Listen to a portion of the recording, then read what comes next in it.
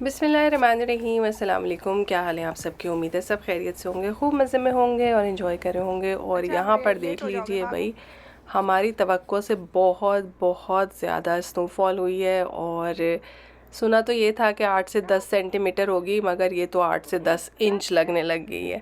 बहुत ज़्यादा स्नो थी और आपको देख के ही अंदाज़ा हो रहा होगा कि किस तरह से बच्चे जा रहे हैं।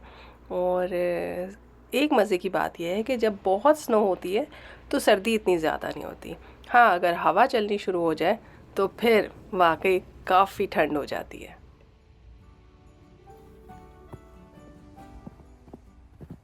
अच्छा, स्नो की गहराई का अंदाज़ा आपको यहाँ पर हो जाएगा। मैंने अपना जूता रखा और आप देखिए कि कितना बड़ा गड्ढा पड़ गया है और अभी भी नीचे काफ़ी स्नो है तह में। और ये हमारी स्टेयर पे देखें कि किस हिसाब से बर्फ़ जमी हुई है।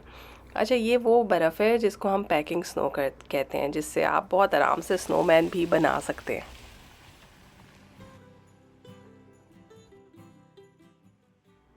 मैं सुबह से इंतज़ार कर रही थी कि शायद गुलहरी आएगी, मगर आज कोई गुलहरी हमें दूर दूर तक नज़र नहीं आई।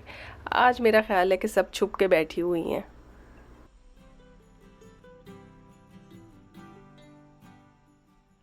अभी लास्ट व्लॉग में मुझे बड़े मज़े मज़े के मैसेजेस आए और उसमें एक मैसेज जो है ना वो ये था कि आपने हमें बहुत सारी स्नो दिखानी है, आपने हमें सुबह शाम जो जो स्नो में होता है वो सब दिखाना है। तो मुझे इतनी हंसी आई, मैंने कहा अब हम हर वक्त बाहर तो रहते नहीं हैं भाई, हम तो घरों में दुबके हुए बैठे होते हैं। लेकिन फिर भी आपकी खातिर मैंने सोचा आज पहला दिन है, कुछ एडवेंचर किया जाए।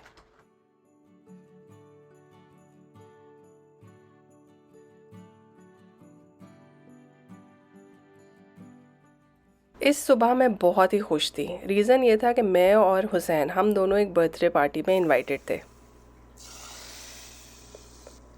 मगर ऐसा तो नहीं हो सकता कि दो लोगों ने बर्थडे पार्टी में जाना हो तो बाकी पब्लिक कुछ ना खाए।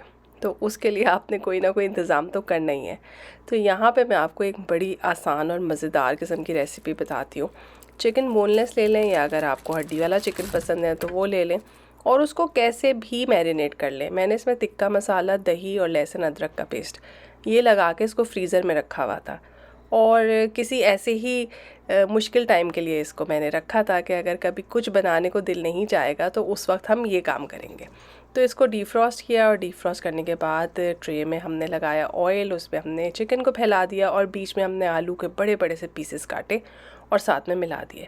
अब आप समझ ही सकते हैं आलू के बड़े पीसेस इसलिए होने चाहिए क्योंकि चिकन अगर नहीं गलेगा और आलू गल जाएंगे तो कहाँ हम आलू चुनते रहेंगे बीच में। तो हमने 10 मिनट के लिए 400 फ़ारेनहाइट पे चिकन और आलू की ट्रे ढक के बेक होने के लिए रख दी। इतनी देर में मैंने यहाँ पे 1 टेबलस्पून लिया टोमेटो पेस्ट और उसमें थोड़ा सा पानी डाल दिया। 10 मिनट बाद चिकन बाहर निकाला और बीच में टोमेटो पेस्ट डाल दिया। अक्सर ये कंप्लेन होती है कि जब चिकन बेक किया जाता है तो वो ड्राई हो जाता है। तो अब आप इसको दोबारा से ढकें और फिर से आप इसको 20 मिनट के लिए अवन में रख दें। इतनी देर में मैंने अपने राइस कुकर में डाल दिए चावल।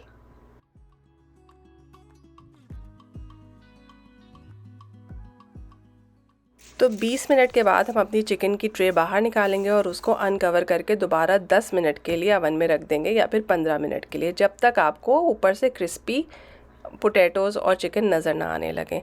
इससे होगा ये कि शुरू के जो आपने आधा घंटा इसको ढक के पकाया है उसमें ये बहुत मॉइस्ट और जूसी होगा और आखिर के 10 मिनट में जो है ये ऊपर से क्रिस्पी हो जाएगा और एक्स्ट्रा जितना भी इस पर लिक्विड होगा वो सबका सब ड्राई हो जाएगा। आप इसमें बहुत सारी तरह की वेजिटेबल्स डाल सकते हैं, ब्रोकली डाल सकते हैं, शकरकंदी डाल सकते हैं, गाजर इस्तेमाल कर सकते हैं। तो एक पूरा पूरा खाना है, यानी कि आप समझें कि मैंने आलू गोश्त पका दिया, वो भी अवन के अंदर और वो भी बहुत थोड़े से टाइम में। बाय द टाइम मैं तैयार होकर आई तो ये चिकन भी तैयार था, चावल भी बॉईल हो चुके थे राइस कुकर में। और आप सोचें कि कितना आपने कोज़ी, कंफर्टिंग और हार्टी मील बना लिया बिल्कुल ही आसानी से। अवन को अपना दोस्त बनाइए, यकीन माने ये चीज़ें आपकी ज़िंदगी आसान करती हैं। इसी तरह से एक दफ़ा मैंने सीख कबाब भी ट्रे में बेक किए थे। किसी भी दावत के लिए, किसी भी लंच के लिए ये परफेक्ट रेसिपीज़ हैं।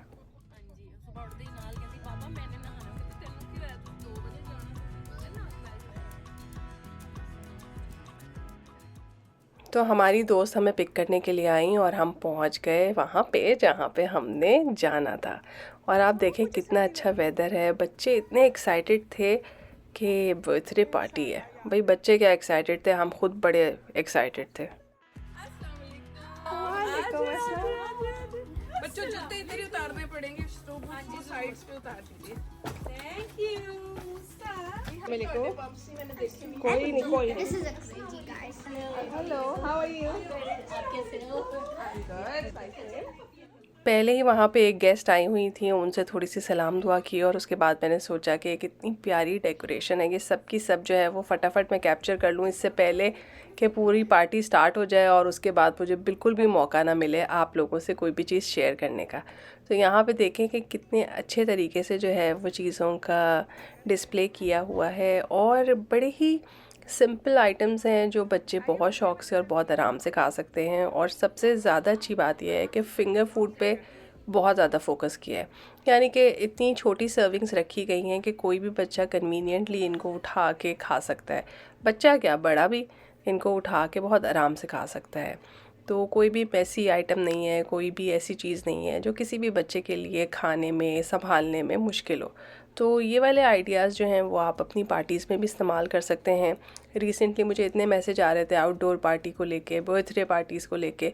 तो ऑब्वियसली वो सारी पार्टीज़ मैं अपने घर तो नहीं कर सकती, लेकिन इन सारे व्लॉग से आपको बहुत अच्छे अच्छे मज़े के आइडियाज़ मिलेंगे, नई नई चीज़ें सीखने को मिलेंगी। क्योंकि हर आदमी का जो है वो अपना स्टाइल होता है, अपना तरीका होता है चीज़ों को अरेंज करने का, चीज़ों को डिस्प्ले करने का, अपने गेस्ट को एंटरटेन करने का। तो डिफरेंट लोगों से आप डिफरेंट चीज़ें सीख सकते हैं और फिर अपनी अफोर्डेबिलिटी और अपने टाइम और अपने बजट के हिसाब से उनको अपने घर में बहुत आराम से इम्प्लीमेंट भी कर सकते हैं।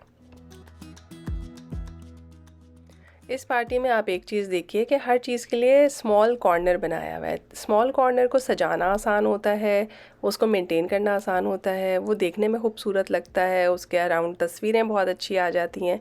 एक बहुत बड़ा बैकड्रॉप लेके और उसको सजाना और उस सेटअप को मेंटेन करना मुश्किल होता है। तो इसी तरह से एक आप खाने का कॉर्नर बना लीजिए, एक आप सजाने का कॉर्नर बना लीजिए।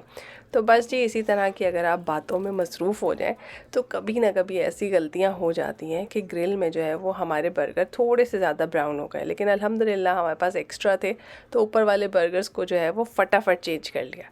तो इस तरह की एमरजेंसियाँ दावतों में हो, ये बहुत आम बात है, बस घबराना नहीं है।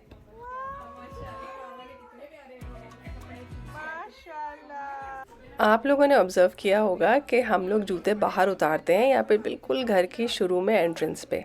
स्पेशली सर्दियों में विंटर बूट्स जो हैं वो बर्फ़ की वजह से काफ़ी गीले होते हैं, तो उनके लिए एक ख़ास जगह हमें रखनी पड़ती है ताकि पूरा का पूरा फ्लोर जो है वो गीला ना हो जाए। और इसी तरह से स्नो जैकेट्स के लिए भी हमें कोई ख़ास जगह रखनी पड़ती है जहाँ पे हम अपने गेस्ट की जैकेट्स भी संभाल के रख सकें।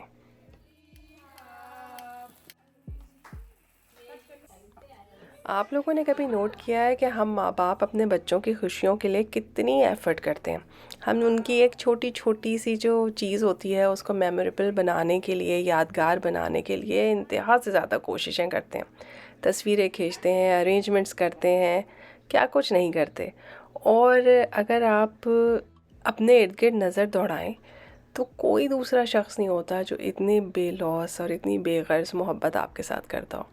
तो जी आप सबके सब बच्चे जो जो मेरी वीडियोस देखते हैं, अप्रिशिएट करते हैं, मुझे मैसेज करते हैं, अपने पेरेंट्स का ख्याल रखा करें।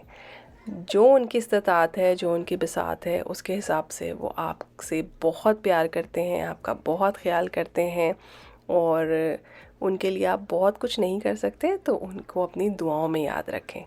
जिनके पेरेंट्स मौजूद हैं वो तो उनकी खिदमत भी कर सकते हैं, उन्हें प्यार भी कर सकते हैं, और जिनके अब उनके साथ नहीं हैं उनको वो अपनी दुआओं में याद रखें। ठीक है, तो ये काम आप सब ने ना ज़रूर करना है। और यहाँ पे देखें अल्लाह, बच्ची ने इतने प्यारे नेल्स लगाए हुए थे, माशाल्लाह इतनी प्यारी लग रही थी। तो छोटी छोटी बच्चियों के जो है ना वो बड़े मज़े के फ़ैशन होते हैं।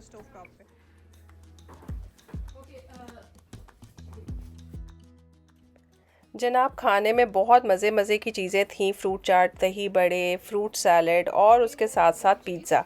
अच्छा, सबसे मज़े की बात यह है कि हमारी फ्रेंड की ना कुछ इंडियन फ्रेंड्स भी आई हुई थी। उनमें से कुछ नॉन वेज खाती थी और कुछ नहीं खाती थी। तो इसलिए मेन्यू में जो है ना वो दोनों तरह के लोगों का ख्याल रखा गया।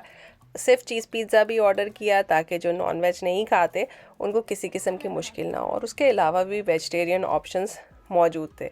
तो कितनी अच्छी बात है ना, एक दूसरे का ख्याल रखना, एक दूसरे से प्यार मोहब्बत इसी तरह से बढ़ता है कि आप मिलने जुलने में आसानी पैदा करें।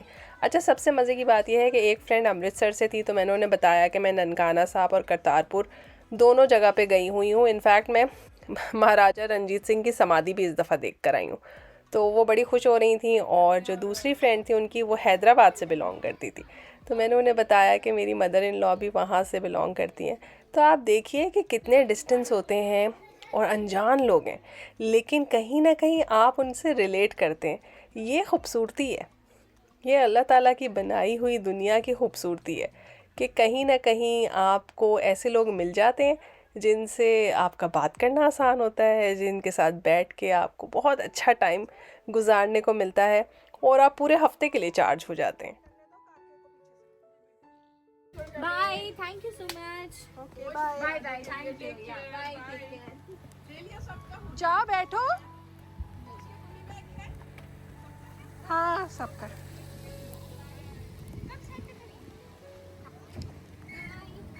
चलो चलो सहलू।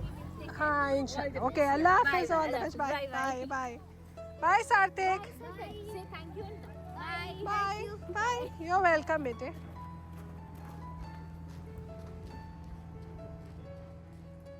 तो जी, हमने अपनी नई फ्रेंड को किया बाय बाय। वो पास ही रहती हैं तो वो वॉक करके जा रही थी। अब यहाँ पर हम बैठ रहे हैं गाड़ी में, और थोड़ी देर पहले ही हमारी फ्रेंड जो है वो विंटर टायर लगवा के लाई थी। अच्छा, बर्फ़ देखने में हसीन बहुत लगती है, लेकिन खुदा ना खास्ता अगर उस पर गाड़ी स्लिप हो जाए तो आपके कंट्रोल से बाहर निकल जाती है। तो इसके लिए बहुत ज़रूरी है कि आपके पास प्रॉपर विंटर टायर हों, और वो अच्छा खासा बड़ा ख़र्चा होता है कनाडा में, जो कि आपको करना ही पड़ता है, लेकिन अल्हम्दुलिल्लाह।